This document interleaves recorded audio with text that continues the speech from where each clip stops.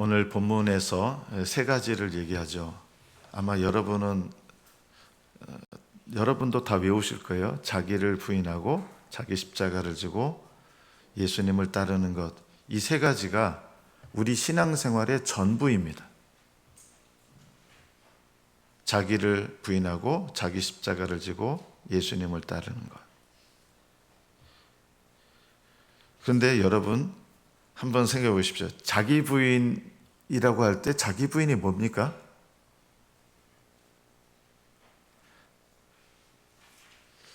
저도 수도 없이 말씀을 전했어요. 늘 자기 부인하십시오. 자기 부인하십시오. 여러분도 수도 없이 들었을 거예요. 근데 자기 부인이 뭐지? 자기 부인이 뭐지? 라고 생각하면 그게 무슨 뜻인지 이야기해 줄 수 있는 분들이 별로 없는 거예요. 그거 회개하는 거 아닌가요? 물론 회개하고 연관이 있지만 자기 부인하고 회개는 좀 다른 의미를 가지고 있습니다. 교회를 오랫동안 다녔고 또 교회에서 봉사를 열심히 해왔고 기도 생활도 열심히 했고 남들에게 특별한 어떤 죄를 범하거나 양심을 어기면서 살아오지 않았고 그래도 나름대로 인생을 열심히 살았고 성실하게 살았고 교회의 중요한 직책도 맡아서 섬겨왔지만 그러나 정작 예수님과 동행하는 신앙생활에 대해서는 아는 성도들이 그렇게 많지 않다는 사실입니다. 우리는 이렇게 생각합니다. 자기 부인은 신앙이 좀 깊어져야 할 수 있는 신앙생활이라고 생각을 합니다. 이것이야말로 가장 큰 오해입니다. 자기 부인은 어느 정도 신앙이 깊어진 다음에 하게 되는 것이 아니라 예수님을 영접하자마자 믿자마자 하게 되는 신앙의 모습입니다.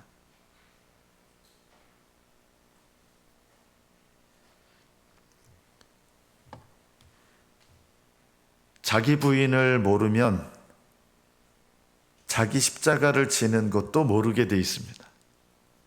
그리고 자기 십자가를 지는 것이 무엇인지 모르는 사람은 예수님을 따를 수도 없습니다. 내가 예수님을 따르는 데 있어서 제일 기본적이고 중요한 게 뭐냐면 자기를 부인하는 것인데 문제는 자기를 부인한다는 게 도대체 무슨 뜻인지 그게 뭔지 감이 잘 안 올 때가 많은 것이죠. 예수님을 믿기 전에는 우리가 보통 이제 그거를 옛사람이라고 그래요. 우리는 그리스도 안에서 새 사람이 되었기 때문에 예수님을 믿기 전에 나를 옛사람이라고 합니다. 그리고 이 옛사람일 때 예수님을 믿기 전에는 우리는 내 본성을 따라서 살아왔죠. 예수님을 믿기 전에는 그 사람이 아무리 선하고 도덕적이고 예의 바르고 성격이 좋다고 해도 그 사람은 하나님을 떠나 있는 사람이고 예수님이 없는 인생입니다. 성경은 하나님을 떠나 있는 상태를 죄라고 합니다. 우리가 말하는 죄하고 조금 뜻이 다르죠. 하나님을 떠나 있는 상태를 죄라고 합니다. 그래서 사람은 태어날 때부터 죄인의 상태로 태어납니다. 저도 죄인으로 태어난 사람입니다. 우리는 태어날 때부터 죄인으로 태어나고 이 태어날 때부터 죄인인 상태의 우리의 이 상태는 어떤 노력을 해도 안 바뀝니다. 아무리 양심적으로 살려고 애를 써도 아무리 노력을 해도 또 어떤 노력을 해도 이 죄인의 상태를 바꿀 수가 없습니다.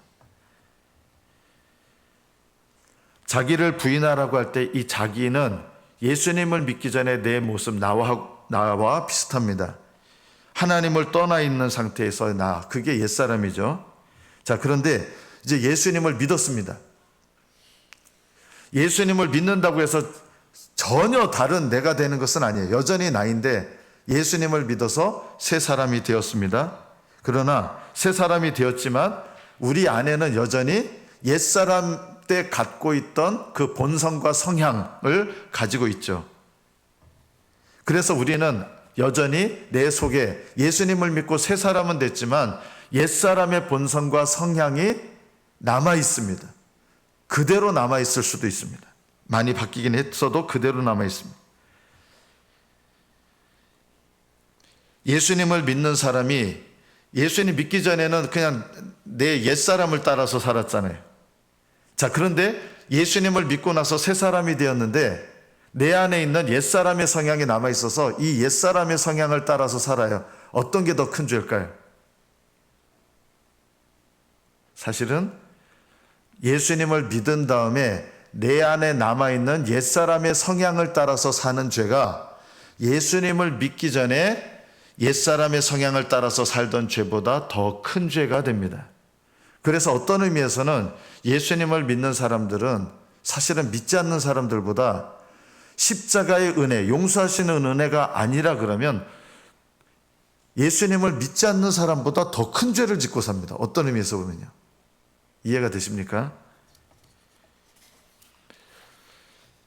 예수님을 믿는 자에게 그러면 나는 새 사람이 됐고 하나님의 자녀가 됐는데 그럼 왜 내가 자기 부인을 해야 되는가? 자기 부인이 도대체 무슨 뜻인가? 우리가 이것을 이해할 필요가 있습니다. 자, 예수님을 믿는 가정에서 어떤 아기가 아기 상태에서 죽습니다. 예수님을 믿는 가정에서 그 아이가 죽어요. 그럼 어디로 갈까요? 천국 갑니다. 믿으십니까? 천국 갑니다. 자, 근데 이 믿는 믿음의 가정에서 아이가 아기 상태가 아니라 한 4살, 5살 됐어요. 4살, 5살 때 아직 예수님 잘 몰라요.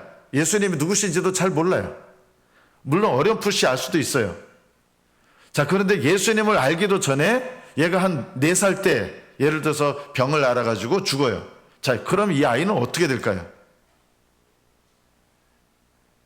천국 갑니다.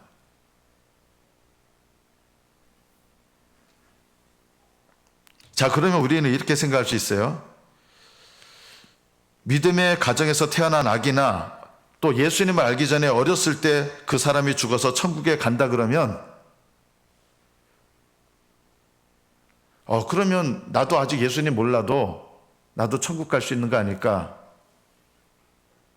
그건 아니에요. 기준이 달라요.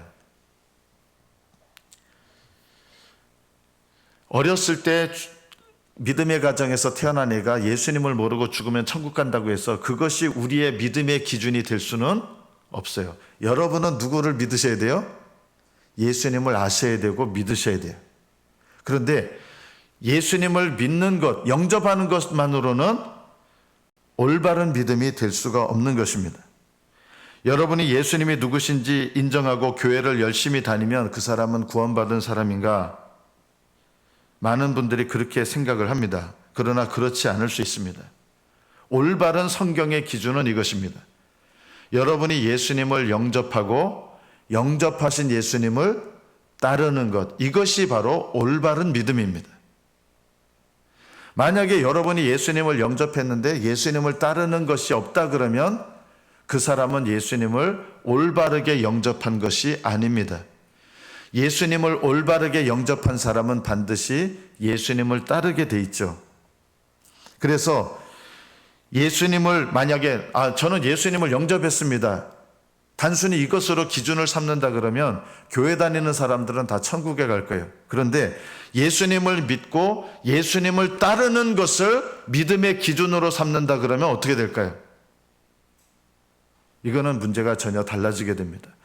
예수님을 영접해서 그 예수님을 따르는 것을 구원받는 믿음의 기준으로 한다면 교회 안에서 구원받게 되는 구원의 상태에 있는 사람이 그렇게 많지가 않을 거예요.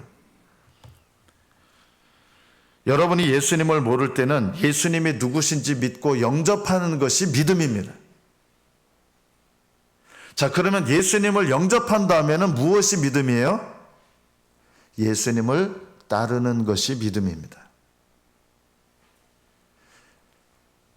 다시 한번 말씀드리면 예수님을 내가 몰랐을 때는 예수님이 누구신지 믿고 예수님을 영접하는 게 믿음이에요.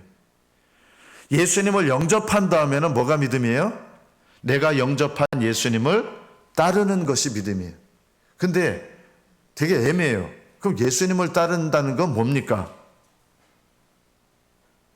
나는 예수님을 따르는 사람이지 교회 다니는데 교회 다니는 게 예수님을 따르는 겁니까? 라고 하면 그럴 수도 있고 아닐 수도 있는 거예요. 그렇지만 교회를 다니긴 하지만 예수님을 따르지 않는 그리스도인들이 참 많은 거예요. 예수님을 따르는 것은 우리의 구원받는 믿음에 뭔가를 더 더하는 것이 아닙니다. 예수님을 따르는 것은 믿음 그 자체입니다. 그러면 저도 예수님을 따르고 싶습니다. 저도 예수님을 따르는 그리스도인이 되고 싶습니다. 여러분이 진정으로 이 마음을 갖고 있다면 여러분이 먼저 해야 될 질문이 이것입니다.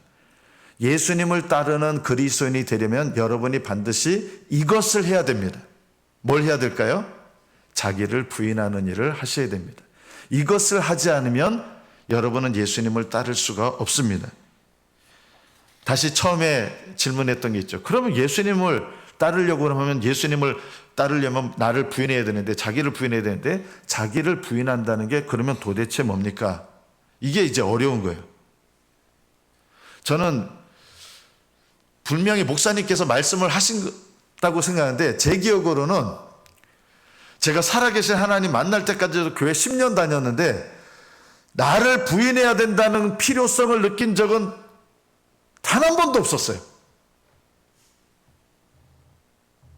교회를 10년 동안 제가 다니면서 뭐 찬양대 봉사도 하고 교사로 봉사도 하고 심지어 애들한테 자기 부인하고 자기 십자가 지고 예수님 따르라 이런 말씀을 자주 가르쳤거든요.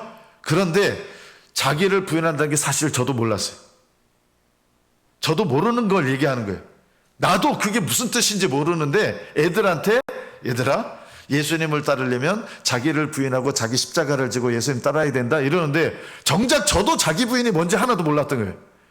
왜냐하면 제가 자기 부인이 뭔지 모르고 자기 부인을 하고 있지 않으니까.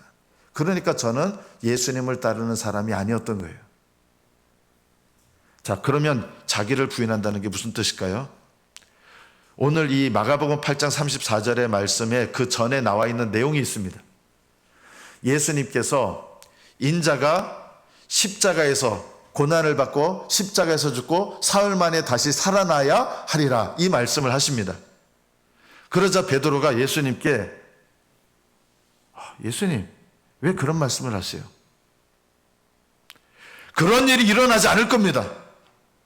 그렇게 하지 마세요. 예수님을 꾸짖듯이 얘기했어요. 여러분 그 어렸을 때 그 사과 같은 거 사면은 세면 봉다리 아십니까? 세면 봉지?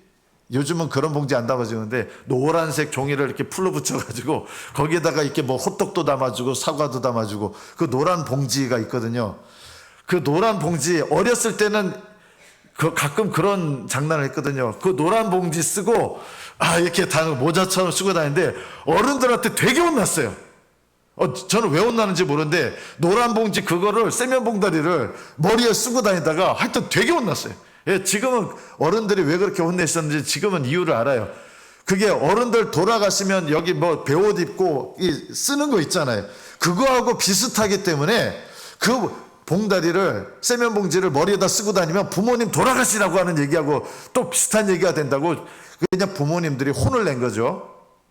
근데 베드로가 예수님께서 인자가 고난을 받고 예수님이 고난을 받고 죽은 다음에 3일 만에 살아나야 하라니까 그런 요즘 표현으로 이거예요. 어디 그런 재수없는 소리 하십니까?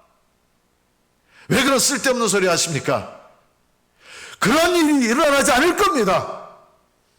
이렇게 한 거예요. 자, 베드로가 예수님을 생각해서 한 말이에요? 기분 나빠서 한 말이에요? 예수님을 생각해서 한 말이에요. 예수님 고난당해서 돌아가시면 안 되죠. 베드로는 예수님을 염려해주고 생각해서 한 말이에요. 그런데 예수님을 생각해줘서 말을 했더니 예수님이 뭐라고 대답하셨어요? 아주 예상치도 못한 예수님 말씀을 들어요. 사탄아 내 뒤로 물러가라. 너는 나를 넘어지게 하는 자로다. 네가 하나님의 일을 생각지 아니하고 사람의 일을 생각하는도다. 그리고 나서 하신 말씀이 오늘 마가복음 8장 34절의 말씀이에요. 그런즉 누구든지 나를 따라오려거든 자기를 부인하고 자기 십자가를 지고 나를 따를 것이니라. 베드로에게 자기 부인하라는 말씀은 무슨 뜻이에요? 본문에서는 이 뜻이에요. 베드로는 예수님을 염려해줘서 생각해줘서 한 말인데 그게 누구 생각이에요? 베드로 생각이에요. 그런데 그 생각이 누구의 생각하고 부딪혀요? 하나님의 생각. 하나님의 생각은 뭐예요? 예수님께서 십자가에 달려 돌아가셔서 우리의 죄를 담당하시고 우리의 죄를 담당하셔서 우리를 죄에서 건지시는 것. 이 일을 하시려면 예수님이 반드시 뭘 하셔야 돼요? 십자가에서 우리의 죄를 담당하시고 죽으셔야 되는 거예요. 이 일이 일어나야 되는 거예요. 이게 하나님의 뜻이고 하나님 계획이에요. 그런데 베드로는 본인은 좋은 마음으로 얘기했다고 했지만 뭘 정면으로 반대를 한 거예요? 하나님의 계획, 십자가에서 죽으시고 부활하셔야 되는 하나님의 구원의 계획에 대해서 정면으로 도전하고 정면으로 반대한 거예요. 예수님이 말씀하시는 자기를 부인하라는 것은 결국 무슨 뜻일까요? 본문에서 하나님의 뜻과 반대가 되고 하나님의 뜻을 거스리는 나의 뜻, 하나님의 생각을 반대하고 하나님의 생각을 거스리는 나의 생각. 이게 어디서 나온 생각이에요? 육신에서 나온 생각이고 마귀가 역사하는 생각이에요. 마귀가 베드로에게 마음을 줘서 야, 예수님 염려해 주는 것처럼 얘기해라. 예수님 지금 쓸데없는 일을 계획하고 있단다. 이러면서 마귀가 넣어주는 생각을, 이게 자기 생각처럼 들리는 거예요. 그래서 그 생각을 따른 거예요. 내 생각을 얘기했는데 그게 누구 생각을 반대해요? 하나님 생각을 반대하는 거예요. 자기를 부인하라는 말은 하나님께 속한 것 그리고 나에게 속한 것 두 가지 중에서 나에게 속한 것을 택하려고 하는 건 자기예요. 이게 자기예요. 이게 옛사람이에요. 이거를 부인하라는 거예요.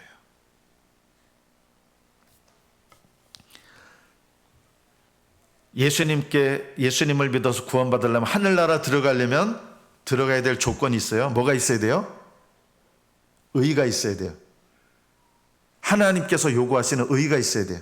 그런데 이 의가 있으려면 여러분이 아무리 노력해도 안 돼요. 이 세상에서 제일 착한 사람도 하나님 앞에는 죄인일 뿐이에요. 그래서 하나님께서 죄인인 우리에게 하나님 나라에 들어가게 하시려면 우리 스스로는 어떤 착한 일을 해도 태어나면서부터 죽을 때까지 착한 일을 해도 의가 안 돼요. 우린 죄인이에요. 그래서 하나님께서는 예수 그리스도를 통해서 예수님께서 이 땅에 오셔서 의를 이루시고 그 예수님의 의를 믿는 자에게 그 의를 우리 걸로 주셔서 우리에게 주신 예수님의 의를 가지고 하나님 나라에 들어가게 하신 거예요. 자, 그런데 하나님께서는 예수님을 믿는 자에게 예수님의 의를 주시려고 하는데 저는 필요 없어요. 저는 제가 의를 만들겠습니다 해가지고 인간의 노력으로 종교, 도덕, 그리고 착한 일, 선행 이런 일로 열심히 내가 착한 사람이 되려고 그래요. 문제는 이게 뭐예요? 하나님께서 주시는 의를 거부하고 내 스스로 뭘 만들려고 그러는 거예요? 하나님은 불가능하다. 네가 죄인인 너희들이 의를 이루는 거 불가능하다. 내 아들을 통해서 너희에게 의를 주겠노라 했는데 저희는 그거 필요 없어요. 제가 의를 만들겠습니다 하고 하나님의 의를 거절하고 누가 만든 의를 자꾸 세우려고 그래요? 내가 만드는 의를 자꾸 세우려고 그래요. 이게 뭐예요? 이게 자기예요. 자기.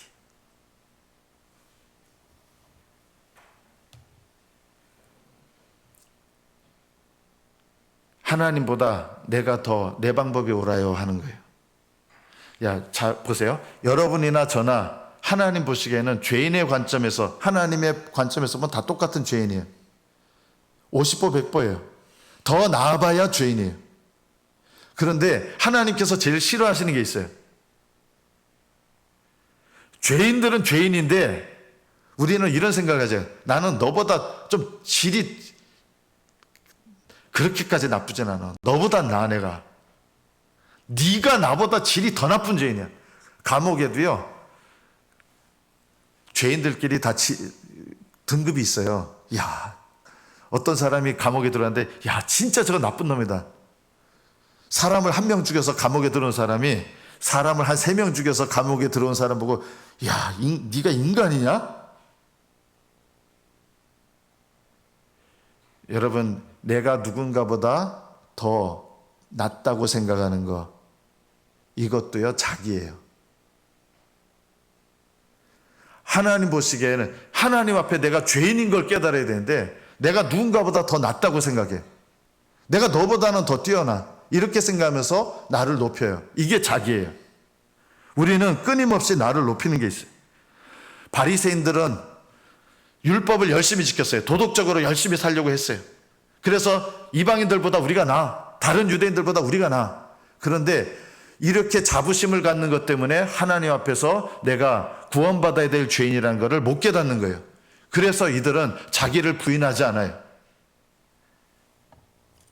베드로가 예수님께서 나는 이제 십자가로 죽으러 가노라 하니까 베드로가 이렇게 얘기합니다. 주여, 내가 함께 옥에도 가겠습니다. 죽는데도 함께 갑니다, 저는. 그리고 다른 제자들 보면서 이 사람들은 다 예수님 배반해도요, 저는 끝까지 안 배반합니다. 여러분, 이게 자기예요. 남들보다 내가 더 뛰어나다고 생각하는, 은연중에 뛰어나다고 생각하는 거예요. 이게 자기예요. 다른 사람은 다 예수님 버릴지라도 저는 예수님 안 버립니다. 예수님 제일 먼저 버린 사람이 누구예요? 베드로가 제일 먼저 버렸어요. 자기에 대해서 과신하는 것. 하나님을 의지하는 게 아니라 누구를 의지하는 거예요? 나를 의지하는 거예요. 이게 자기예요. 버려야 될 자기예요. 하나님보다 사람을 더 두려워해요. 여러분, 하나님은 눈에 안 보이시고 사람은 눈에 보이잖아요. 하나님께 잘 보이려고 하는 생각보다 사람한테 잘 보이려고 하는 마음이 있잖아요. 사람들은 눈에 보이니까. 그래서 하나님보다 사람한테 더 잘 보이려고 하는 거, 이게 자기예요. 이런 거 부인해야 돼요. 우리는 이런 게 죄라고 생각 안 해요. 우리는 사람들한테 보이려고 굉장히 착한 사람인 것처럼 꾸밉니다. 사람에게 잘 보이려고 어떤 사람들은, 교회 다니는 사람들은 저 사람 대단한데? 어떨 때 그렇게 얘기해 줍니까? 금식을 많이 하면, 저 사람 금식은 신앙생활 잘하는데? 그래서 사람한테 보이려고 금식을 합니다. 자, 하나님께 보이려고 금식하는 게 아니라 하나님보다 사람한테 보이려고 금식을 해요. 이게 뭐예요? 외식이 되고 사람한테 보이려고 내가 뭔가를 하는 것. 이게 자기예요. 근데 우리는 이게 죄라고 생각이 안 들어요. 여러분, 내가 돈을 써가지고 가난한 사람 도와줘요. 착한 일이죠. 그런데 하나님께 보이려고 하는 게 아니라 사람한테 보이려고 하는 거 있어요. 여러분, 방송에 보면 가난한 이웃을 돕시다, 수재민을 돕시다 하면 꼭 제일 먼저 누가 먼저 나와요? 기업인들 나와가지고 1억 해가지고 이렇게 나오잖아요. 물론 좋은 일이에요. 좋은 일인데요, 사람들한테 그걸 보여서 내가 이렇게 많은 돈을 기꺼이 희사하는 사람입니다 라고 하는 거를 사람에게 보이고 싶은 마음이죠. 이게 자기예요. 우리는 이걸 착한 일을 한다고 생각하는데 하나님 보시기에는 이게 뭐가 되는 거예요? 자기를 드러내는 죄를 짓는 거예요. 이게 우리 눈에는 잘 안 보여요. 우리는 칭찬 듣고 싶어 해요. 사람들한테 보이고 싶어 해요. 저도 기도할 때 아무도 없이 오직 하나님께만 기도하면 얼마나 좋겠습니까마는, 제가 청년 때 기도하다 보면은, 청년 시절에 누군가 내가 기도하는 거 보면 더 열심히 기도하고 싶어. 이게 뭐예요? 자기를 나타내고 싶어 하는 거예요. 그런 기도는 누구한테 보이려고 하는 거예요? 하나님이 아니라 사람한테 보이려는 게 더 주가 되죠. 이게 자기예요. 자기라고 하는 게 뭐냐면, 둘 중에서 하나님께 속한 것과 사람에게 속한 것 중에서 하나님께 속한 게 아니라 사람에게 속한 것을 더 우선하고 더 높이는 거예요. 하나님보다 사람을 두려워하는 것, 이게 자기예요. 버려야 될 자기예요. 하나님보다 여러분 가족들 사랑하시는 거 좋죠? 그런데 여러분 가족을 사랑하는데 가족을 사랑하는 마음이 하나님을 사랑하는 것보다 더 커요. 그럼 이것도 뭐예요? 가족을 뜨겁게 사랑하는 것 같지만 이것도 버려야 될 자기예요. 하나님보다 더 사랑하는 것. 이게 자기예요. 여러분 돈 싫어하는 사람 있습니까? 그런데 하나님을 좋아하는 것보다 뭘 더 좋아해요? 돈을 더 좋아해요. 이게 자기예요. 하나님께 속한 것보다, 하나님이 보시는 것보다 하나님 아닌 다른 것을 더 좋아하고, 하나님께 보이려고 하는 것보다 사람에게 보이려고 하는 것이 더 우선되는 것. 이게 다 자기 옛사람에서 나오는 마음이에요. 이거를 부인하라는 거예요. 이것을 부인할 줄 모르면 자기 십자가를 짊어질 수 없고 예수님과 동행하는 삶을 살 수가 없어요. 여러분, 하나님의 기준이 있고 세상의 기준이 있어요. 동성애에 관해서 성경의 기준은 하나님 동성애 인정하지 않아요. 그런데 지금 이 세상 보세요. 이 세상은 여러분 학교에서도 뭘 가르쳐요? 우리 아이들 보면 동성애는 자연스러운 것이고 동성애는 이제 다른 소수의 인간들을 존중하는 것이다. 이렇게 가르쳐요. 그런데 성경은 동성애는 하나님이 기뻐하지 않는 죄라고 가르쳐요. 여러분은 어떤 기준이 더 우선입니까? 저는 요즘 신학교에서도 또 교회에서도 심지어 일부 목사님들이 동성애는 이거는 옛날 얘기고 뭐 이런 분들 봤어요. 이게 바로 자기의예요. 자기예요. 성경의 기준보다 세상의 기준을 더 높이는 것, 이것도 자기예요. 여러분은 결혼과 이혼에 대해서 어떻게 생각하십니까? 성경의 기준은 믿는 자고 결혼해라. 분명히 이게 성경의 기준이에요. 그런데 나는 내가 좋아하는 사람하고 결혼할 거야 하고 성경 말씀 무시하고 나는 내 기준대로 살 거야. 내 기준, 하나님의 기준, 말씀의 기준보다 내 기준을 더 높여요. 이게 자기예요. 여러분은 창조론을 믿습니까? 진화론을 믿습니까?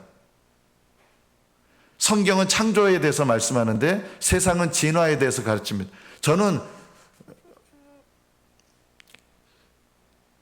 생명학을 전공했는데 저는 과학적으로도 저는 진화가 안 믿어져서 안 믿어요. 여러분은 성경의 기준과 세상의 기준이 부딪힐 때 뭘 더 높입니까? 세상의 것들을 더 높이는 것도 자기입니다. 옛사람입니다. 자기를 부인한다고 하는 것은 끊임없이 일어나게 되는 일입니다. 우리는 누군가한테 인정받고 싶어 합니다. 교회에서 밥을 만듭니다. 오늘 밥을 열심히 만드셔서 너무 감사하게 먹을 거예요. 저는 이 밥을 지으시면서 정말 주님께서 기뻐하시는 마음으로 섬기시는 분들 보면 참 감사하고 아름답다고 느낍니다. 그런데 하나님께 보이려고 하는 것보다 내가 열심히 하는 거를 사람들이 보고 인정해 주기를 바라는 마음으로 할 수도 있어요. 그러면 이게 자기가 되는 거예요. 자기 열심이 되는 거예요. 기도를 하는데 하나님께서 보시는 것보다 사람이 봐주기를 은연중에 더 기뻐한다 그러면 이것도 자기 열심에서 나오는 기도가 되는 거예요. 우리는 끊임없이 이 자기 열심에서 나오는 것과 싸워야 됩니다. 자, 그러면 자기 부인을 어떻게 해야 됩니까? 여러분, 자기 부인을 완벽한 삶을 사는 걸로 오해하지 마십시오. 자기 부인은 완벽한 삶을 사는 것이 아닙니다. 자기 부인이 뭐냐면 그때그때마다 하나님 앞에 내가 하나님께 속한 것보다 나에게 속한 것을 자꾸 택하거든요. 우리는요, 끊임없이. 언제까지요? 우리는 옛사람의 본성이 있어서요, 하늘나라 가는 그날까지 이게 완전히 없어지지 않아요. 그래서 자기 부인은 언제부터 시작해요? 예수님을 영접함부터 시작해요. 언제까지 해야 돼요? 하늘나라 가는 그날까지 해야 되는 거예요. 예전에는 이게 자기 부인을 해야 될 거라고 생각도 못했어요. 그럼 어떻게 자기 부인을 해야 되느냐? 여러분, 목사님 자기 부인이라는 게 좀 아직도 어렵습니다. 이렇게 생각해 보세요. 우리는 항상 다른 사람의 죄로부터 시작합니다. 이게 자기입니다. 우리는 내 죄로부터 시작하지 않고 다른 사람의 죄로부터 항상 시작합니다. 그래서 다른 사람의 죄를 보고 비난해요. 다른 사람의 죄를 보고 판단해요. 자, 이게 뭐예요? 이게 자기예요. 다른 사람을 보면서 비난하고 판단하시는 분들은 자기 부인을 하지 못합니다. 자기 십자가를 짊어지지 못합니다. 이 자녀들이 말을 안 들어서 너무 화가 나요. 속이 썩어요. 그런 일들 여러분 경험하잖아요. 이 자녀, 우리 딸 때문에, 우리 아들 때문에 내가 정말 살고 싶지 않아. 그렇게 얘기를 하는데도 안 들어먹어요. 그래서 이런 생각을 해요. 하나님께, 하나님, 우리 아들 변화시켜 주세요. 하나님, 우리 딸 변화시켜 주세요. 자, 이렇게 기도합니다. 여러분 그렇게 기도 많이 하시죠? 너무 속이 썩어가지고 우리 아들 변화시켜 달라고, 우리 딸 변화시켜 달라고. 자, 이 기도는 응답될까요, 안 될까요? 안 됩니다. 왜냐하면 이 기도는 어디서 나오는 기도예요? 자기에게서 나오는 기도예요. 여러분, 자기에게서 나오는 기도는 하나님이 안 들으세요. 그러면 하나님에게서, 하나님으로부터 나오는 기도를 드리려면 어떻게 됩니까? 어디서부터 시작해야 돼요? 누구로부터 시작해야 돼요? 나로부터 시작해야 돼요. 하나님, 자녀를 바꿔주십시오. 이러면 그 기도는 평생 응답 안 돼요. 평생 응답 안 돼요. 평생 기도해도 평생 응답 안 돼요. 그러면 자녀가 변화되기를 원하신다 그러면 어디서부터 시작해야 돼요, 기도를요? 나로부터 시작해야 돼요. 어떻게 해요? 하나님, 제가 내 자녀를 하나님 말씀대로 양육하지 못했습니다. 제 탓입니다. 우리 애가 다른 부모를 만났으면 믿음으로 잘 자랐을 텐데 저를 만나서 이렇게 됐습니다. 누구 책임이에요, 사실은요? 속썩이는 자녀들의 그 책임이 물론 본인들도 책임이지만 나로 봤을 때는 속썩이는 자녀의 책임이 누구부터 시작한 거예요? 나에게 있는 거예요. 그래서 하나님 앞에 올바르게 기도를 하려면 나로부터 기도하셔야 돼요. 자녀가 바뀌지 않아서 분노가 일어납니까? 그런데 내가 자식 때문에 속 썩는 것 같지만 속썩이는 그 자식도 날 만나가지고 그렇게 된 거예요. 맞죠? 나를 속썩이는 그 자녀가 나를 만나서 속썩이는 자녀가 된 거예요. 자식이 변화되지 않는 이유는 변화되지 않는 부모 때문입니다. 여러분의 자녀가 변화되기를 진심으로 바란다 그러면 여러분 자신으로부터 기도하기를 먼저 하셔야 됩니다.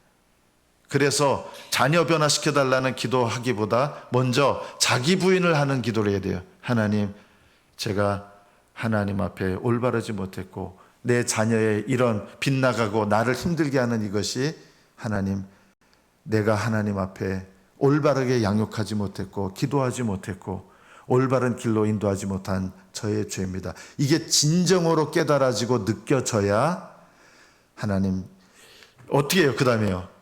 하나님, 저의 죄입니다 하고 그 죄를 들고 하나님 앞에 갖고 나가야 돼요. 내 문제 해결이 안 돼요. 이 죄, 나의 죄를 들고 하나님 앞에 갖고 나갈 때 이것이 자기 부인이에요. 자기 부인은 그냥 한탄하고 끝나는 게 아니라 그 죄를, 내 죄를 가지고 하나님 앞에 고백하면서 갖고 나가는 거. 이게 자기 부인입니다. 성도들이 변화되지 않는 이유는 누가 변화되지 않기 때문입니까? 대답하기가 좀 애매합니까? 교회 성도들이 변화되지 않은 것은 누가 변화되지 않았기 때문입니까? 목사님이 변화되지 않아서 그래. 믿으십니까? 아멘 해도 돼요. 이거 맞아요. 차마 말을 하고 맞아요 하고 싶은데 입이 근질근질한데 차마 그렇게 말을 하긴. 그런데 진실이에요. 성도들이 변화되지 않는 이유는 목사가 변화되지 않기 때문입니다. 그래서 성도들이 변화되기를 원한다 그러면 목사는 어디서부터 시작해야 돼요? 하나님, 저의 죄 때문입니다. 제가 하나님 앞에 변화되지 않아서, 제가 하나님 앞에 깨어지지 않아서, 이렇게 내 죄를 깨닫고 이 죄를 들고 내 책임을 가지고 하나님 앞에 겸손히 눈물로 나갈 줄 알아야 돼. 이게 자기 부인이에요. 속으로 혹시 성도들이 변화되지 않은 것은 목사의 책임입니다 하면 혹시 여러분 속으로 그렇지, 목사님이 그걸 이제 알았나? 여러분은 그렇게 하시면 안 돼요. 여러분은 어떻게 하셔야 돼요? 여러분 각자는 누구한테서 시작해야 돼요? 나로부터 시작해야 되는 거예요. 목사인 저는 여러분이 이 말씀을 들어야 되기 때문에 말씀을 전하는 거예요. 그런데 이 자기 부인에 관한 말씀을 사실은 제가 하나님 말씀이기 때문에 전하지만 이 말씀을 제일 먼저 받아야 될 사람은 누구예요? 저는 제가 제일 먼저 받아야 돼요. 저는 늘 이거를 기억해요. 여러분은 누가 제일 먼저 이 말씀을 받아야 돼요? 여러분 자신으로부터 받아야 돼요. 그래서 목사님이 안 바뀌니까 우리 교회가 안 바뀌는 겁니다, 이렇게 하시면 안 되는 거예요. 나는 어디에서 시작해야 돼요? 나는 나로부터 시작해야 돼요. 이게 자기 부인이에요. 믿으십니까? 여러분, 이것이 우리 신앙의 훈련에 너무 중요한 거예요. 각기 자기 죄를, 내 죄를 돌아보면서 하나님 앞에 내 죄를 갖고 나가는 것, 이것이 자기 부인을 배우는 비결입니다. 기도는 열심히 하는데 기도를 이렇게 해요. 여러분도 아마 이렇게 기도할 거예요. 하나님, 우리 교회 변화시켜달라고. 우리 목사님 깨달은 것처럼 목사가 변화돼야 교회가 변화되는데, 성도들이 변화되는데, 그래서 이렇게 기도해요. 하나님, 우리 목사님을 변화시켜 주시옵소서. 응답이 될까요, 안 될까요? 안 됩니다. 왜 안 돼요? 어디로부터 시작하지 않았기 때문에? 나로부터 시작하지 않았기 때문에. 그 기도는 하나님이 들으시는 기도가 되지 못합니다. 여러분이 하나님께서 듣는 기도를 시작하시려면 항상 여러분 자신으로부터 시작해야 됩니다. 그래서 자기 부인은 항상 누구의 죄로부터 시작하는 거예요? 나의 죄를 깨닫고 나의 죄를 인하여 애통하고 나의 죄를 인하여 눈물을 흘릴 줄 알고 나의 죄로 인하여 하나님 앞에 회개함으로 나갈 줄 아는 것. 회개하고 자기 부인하고 비슷한데 내 죄를 깨달아 내 죄를 들고 하나님 앞에 나가는 거예요. 이게 자기 부인의 시작이에요. 변화되지 않는 성도들 변화시켜달라고 기도해도 응답이 안 되는 거예요. 하나님, 우리 교회 변화시켜 주십시오. 우리 성도들 변화시켜 주십시오. 아무리 기도해도 응답이 안 돼요. 왜요? 어디로부터 시작하지 않았기 때문에? 나로부터 시작하지 않기 때문에 그 기도는 하나님이 받으시는 기도가 될 수가 없는 거예요. 그런데 이 기도를 죽을 때까지 해요. 죽어라 기도하는데 안 죽어요. 뭐가 안 죽어요? 자기가 안 죽어요. 죽어라 기도하는데 남을 죽어라 기도하고 나는 안 죽어요. 우리가 이런 기도 생활을 하고 있는 거예요. 자기 부인을 모르는 기도 생활을 하니까 응답이 안 돼요. 변화가 없어요. 가정의 변화가 안 일어나는 거예요. 이런 기도를 드리기 때문에. 다른 사람 변화시켜달라는 기도는 그 기도 자체가 자기 부인이 뭔지를 모르는 기도라는 뜻입니다. 예수님은 죄인들을 바꾸기 원하셨습니다. 예수님은 죄인들을 변화시키기 원하셨습니다. 그렇게 해서 어떻게 하셨어요? 예수님이 이 땅에 죄를 뒤집어 쓰신 분으로 오셔서 너희들 변화되라 하지 않으시고 어떻게 하셨어요? 예수님이 십자가에서 죽으셨어요. 믿으십니까? 너희들 바뀌어라, 너희들 변화되라 하신 게 아니라 그들의 죄를 담당하시고 육체로 이 세상에 오시고 그들의 죄를 담당하시고 예수님이 아직도 죄를 깨닫지 못하는 죄인들을 위하여 자기가 먼저 죽으신 거예요. 이것이 은혜의 시작입니다. 기도응답의 시작입니다. 남을 비난하고 비판하시는 분들은 이미 그것이 내가 뭘 못 깨닫고 있다는 뜻이에요? 내 죄를 모르고 있다는 뜻이에요. 그러니까 이런 분들은 기도해도 응답이 안 되는 거예요. 물론 일부분 하나님께서 기도할 용기를 주시도록 하지만 정말 중요한 자기 부인을 뭔지 모르기 때문에 하나님 앞에 기도가 올라가지가 않는 거예요. 남편 변화시키려고 하지 마십시오. 죽어라 남편을 위해서 기도해요. 누가 죽으라고요? 남편 죽으라고. 죽어! 기도하는데 남편 죽으라고 기도하는 거예요. 죽을 때까지. 그러니까 그 기도는 응답이 안 돼요. 왜요? 어디서부터 시작하지 않았기 때문에? 나로부터 시작하지 않았기 때문에. 남편이 변화되지 않는 이유는 내 인생 가운데서 내 남편이 변화되지 않는 책임은 누구한테서 시작해야 돼요? 나로부터 시작해야 되는 거예요. 남편이 안 바뀐 게 나 때문인데, 내 책임인데 나는. 이거는 모르고 계속 남편 변화시켜달라고 기도하는 거예요. 그리고 하나님 원망해. 제가 얼마나 기도를 많이 했는데 왜 안 바뀝니까? 왜 안 바뀝니까? 맨날 이러는 거예요. 잘못된 기도를 드리고 있는 것이죠.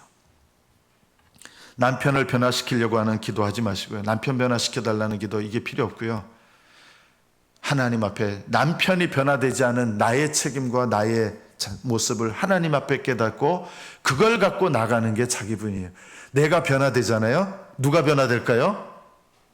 남편이 변화됩니다. 그 전에 남편 변화시켜달라고 했던 기도 듣고 계세요. 그런데 응답의 시작은 어떻게 되느냐? 내가 변화되는 만큼 남편을 위해 기도가 하나님께서 응답하기 시작하시는 거예요. 부모를 변화시켜달라고, 시부모 변화시켜달라고 기도하지 마십시오. 힘들게 하는 시부모를 왜 만났습니까?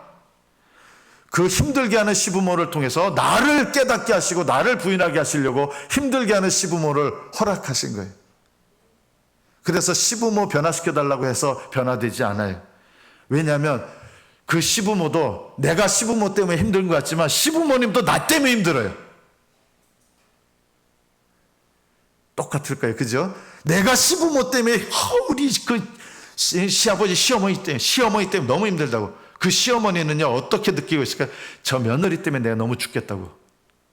우리는 항상 남으로부터 시작하는 거예요. 왜 못된 며느리를 만나는지 아십니까? 하나님께서 나에게 자기 부인을 가르치시려고 못된 며느리를 만나게 하신 거예요. 원래 내가 그 시어머니가 아니고 딴 시어머니, 그 며느리가 딴 시어머니를 만났으면 착한 며느리 됐을 텐데 못된 시어머니 나를 만나가지고 그 며느리가 못된 며느리가 된 거예요. 어디서부터 시작해야 돼요? 나로부터 시작해야 되는 거예요. 이혼을 하고 남편하고 안 맞아서 이혼을 하고 새로운 남편을 맞이합니다. 여러 번 결혼하신 분들 경험담이 이거예요. 항상 야 내가 한 3번 결혼해봤더니 결론이 이거다. 그놈이다. 잠깐 좋은 것 같아도 그놈이다. 결국은 처음에 잠깐 좋아 보이고 행복했다가 결국 그놈이다. 여러분 남편을 체인지시키면 당분간 행복할 수 있어요. 그런데 뭐가 안 바뀐 거예요? 내가 안 바뀌었잖아요. 전혀. 그러니까 결혼의 목적은 나를 변화시키는 건데 나는 안 바뀌고 남편을 자꾸 바꿔요. 7번 결혼해도 행복해지지 않아요. 결혼의 목적은 나를 변화시키는 거예요. 하나님께서. 나를 힘들게 하는 남편, 왜 그 남편을 만났냐? 그 남편이 좋은 여자를 만났으면 그런 남편 안 됐을 텐데 나를 만나가지고 그 남편이 된 거예요. 결혼의 목적은 자기 부인이에요. 이거는 안 하고 자꾸 남편을 바꾸려고 그래. 그래봐야 소용없어요. 행복하다고 해서 내가 바뀐 거 아니잖아요. 행복하다고 해서 결혼의 목적이 이루어지는 거 아니에요. 여러분 교회를 옮기면 잠깐 행복해져요. 근데 뭐가 안 바뀌어요? 내가 안 바뀌어요. 교회를 옮긴다고 잠깐 행복한데 내가 바뀐 건 아니에요. 교회 생활의 가장 중요한 면이 뭔지 아십니까? 자기 부인입니다. 근데 우리는 자기 부인 하기 싫어요. 자기 부인 할 때가 와요. 승질나고 자기 부인 할 때가 와요. 자기가 이렇게 도저히 못 견딜 때가 와요. 그때가 내가 죽어야 될 텐데 우리는 뭘 바꿔요? 자기를 부인하려기보다는 뭘 바꾸냐? 교회를 바꿔요. 남편을 바꾸듯이 교회를 바꿔요. 행복해요. 그러면요. 그 행복하다가 좀 몇 년 지나면 또 그 순간이 와요. 왜냐하면 자기는 그대로이기 때문에. 이것이 우리가 교회 여러 번 옮긴다고 해서 행복해지는 것도 아니에요. 행복해진다고 해서 자기가 부인되는 것도 아니에요. 내가 부인돼야 될 시점이 있어요. 여러분이 교회 생활이 힘들다고 느낄 때 어디서부터 시작해야 돼요? 자기를 부인하는 것에서부터 시작하셔야 돼요. 천국에 들어가는 것은 낙타가 바늘구멍으로 들어가는 것보다 더 어렵습니다. 그러나 자기 부인을 하는 사람은 예수님을 믿는 믿음 안에서, 그리스도 안에서 들어갈 수 있습니다. 여러분 가정에서, 교회에서, 그리고 여러분이 있는 곳에서 내가 힘들다고 느낄 때, 관계의 갈등을 느낄 때, 그때가 바로 하나님께서 이것을 통해서 나를 깨닫게 하시고 나를 부인하게 하시는구나. 자기 부인은 예수님을 믿은 즉시부터 시작해서 하늘나라 가는 그날까지 아무리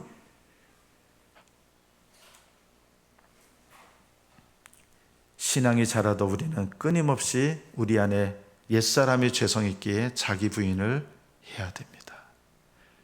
그러나 낙심하지 마십시오.